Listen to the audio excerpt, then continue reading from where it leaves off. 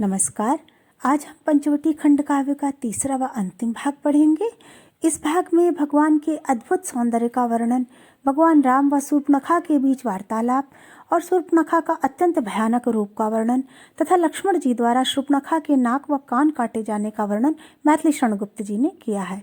चलिए आगे के छंद पढ़ते हैं। हिमा उतर पड़ा अवनी पर, काम रूप कोई धन था, एक अपूर्व ज्योति थी जिसमें जीवन का गहरापन था। देखा रमणी ने चरणों में नत लक्ष्मण को उनसे भेंट, अपने बड़े क्रोध में वितुषा छिपा लिया सब और समेट। सीता बोली नाथ निहारो यह अवसर अनमोल नया, देख तुम्हारे प्राणानुज का तप सुरेंद्र भी डोल गया। माना इनके निकट नहीं है इंद्रासन की कुछ गिनती, किंतु अप्सरा की भी क्यों ये सुनते नहीं नम्र विनती। तुम सबका स्वभाव ऐसा ही निश्चल और निराला है, और नहीं तो आई लक्ष्मी कौन छोड़ने वाला है। कुम्हला रही देख लो कर में स्वयंवरा की वरमाला, किंतु कंठदेवर ने अपना मानो कुंठित कर डाला। मुस्का कर राघव ने पहले देखा तनिक अनुज की ओर, फिर रमणी की ओर देखकर कहा आहा ज्यों बोले मोर। शुभे बताओ कि तुम कौन हो और चाहती हो तुम क्या।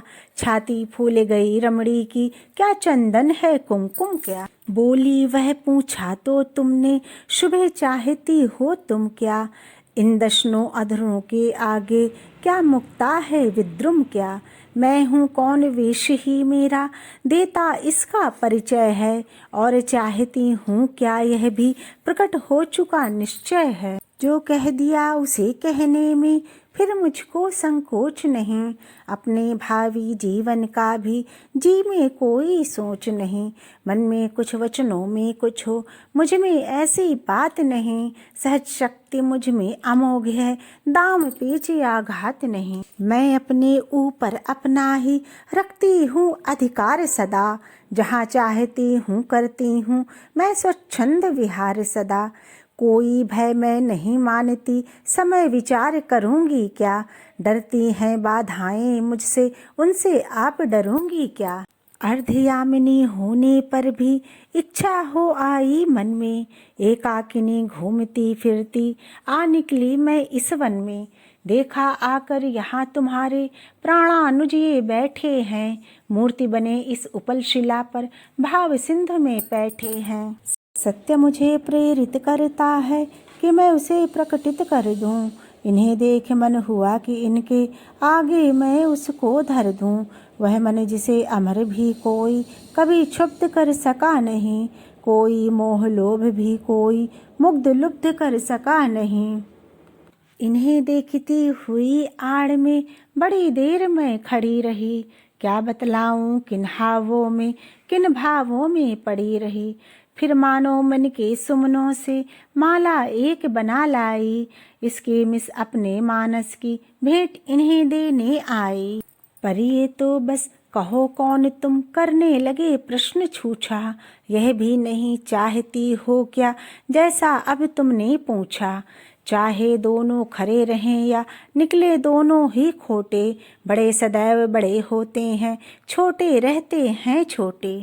तुम सबका यह हास्य भले ही करता हो मेरा उपहास, किंतु स्वानुभव स्विचारों पर है मुझको पूरा विश्वास।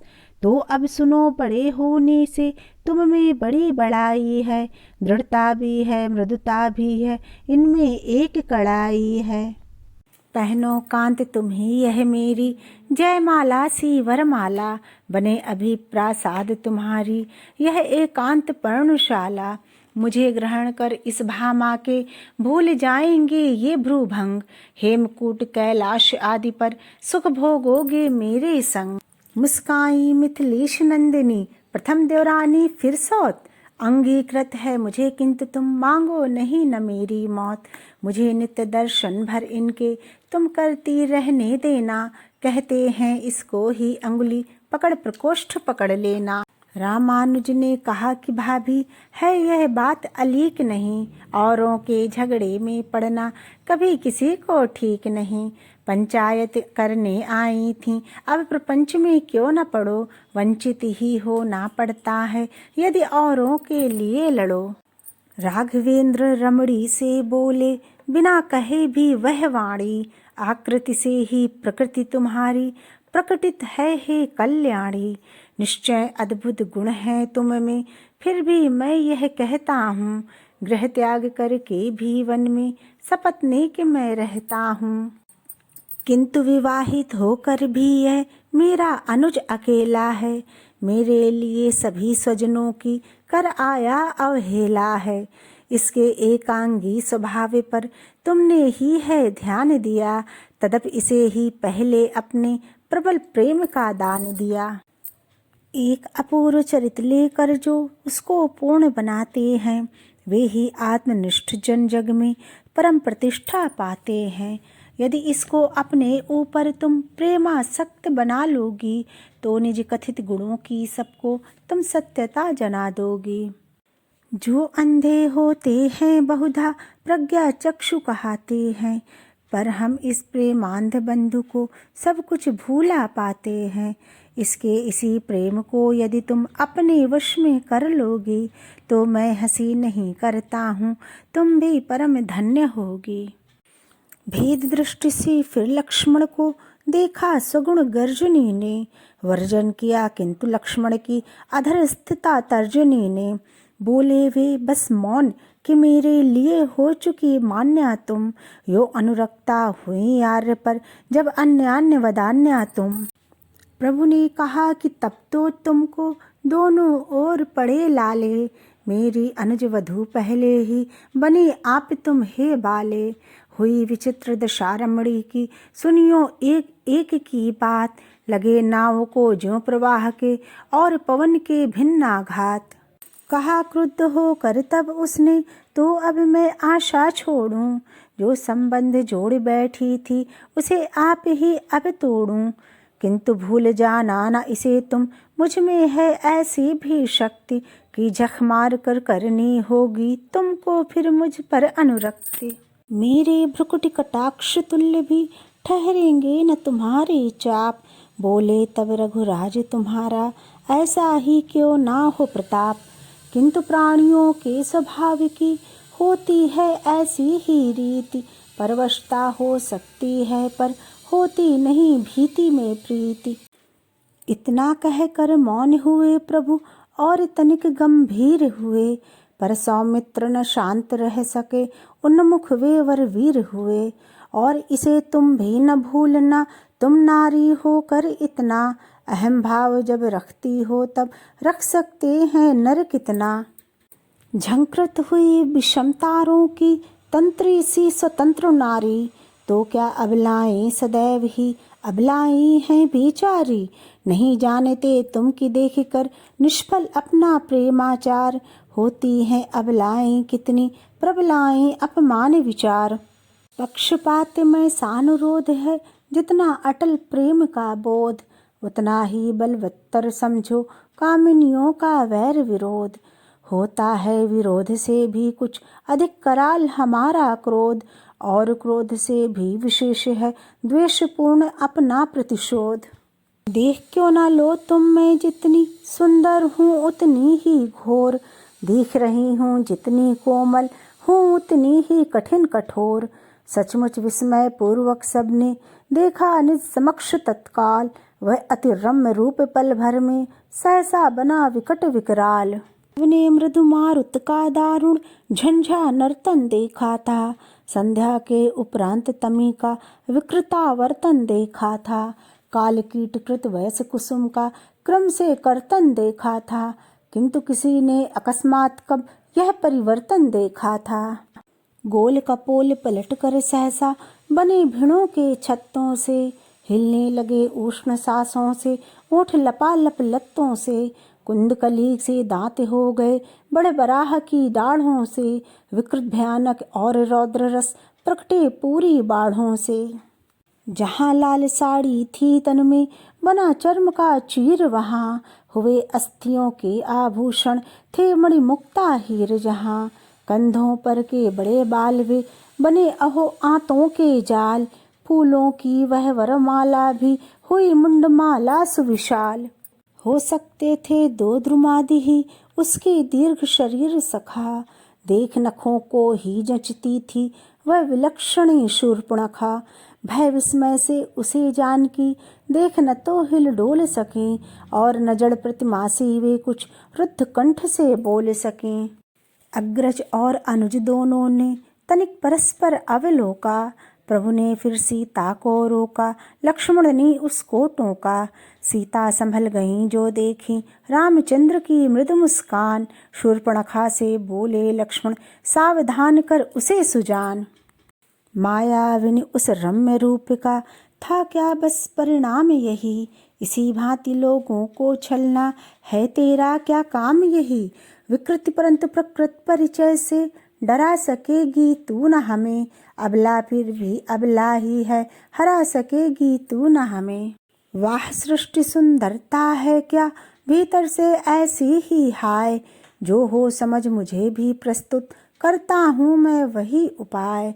कि तू न फिर छल सके किसी को मारूं तो क्या नारी जान, विकलांगी ही तुझे करूँगा जिससे छिप न सके पहचान। उस आक्रमणकारिणी के झट लेकर शाणित तीक्ष्ण कृपाण, नाक कान काटे लक्ष्मण ने लिए न उसके पापी प्राण।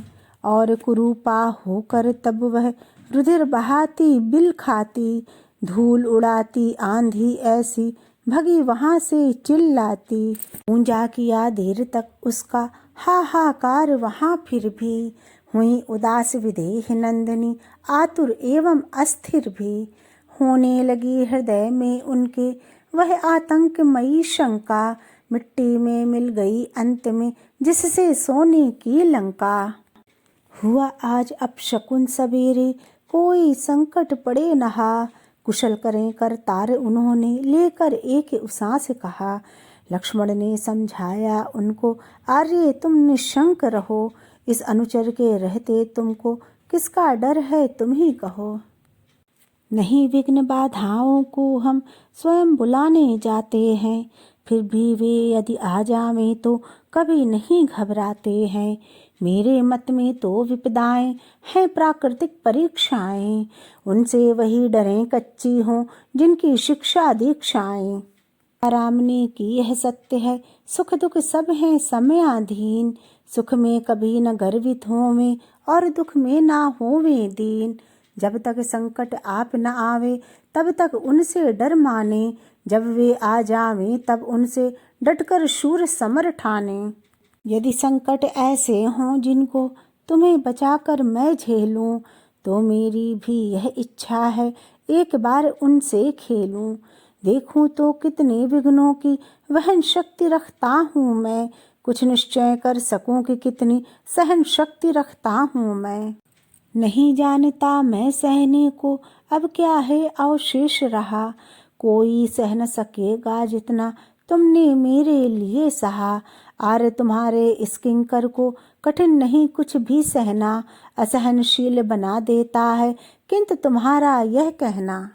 सीता कहने लगी कि ठहरो रहने दो इन बातों को, इच्छा तुम न करो सहने की आप आपदा घातों को।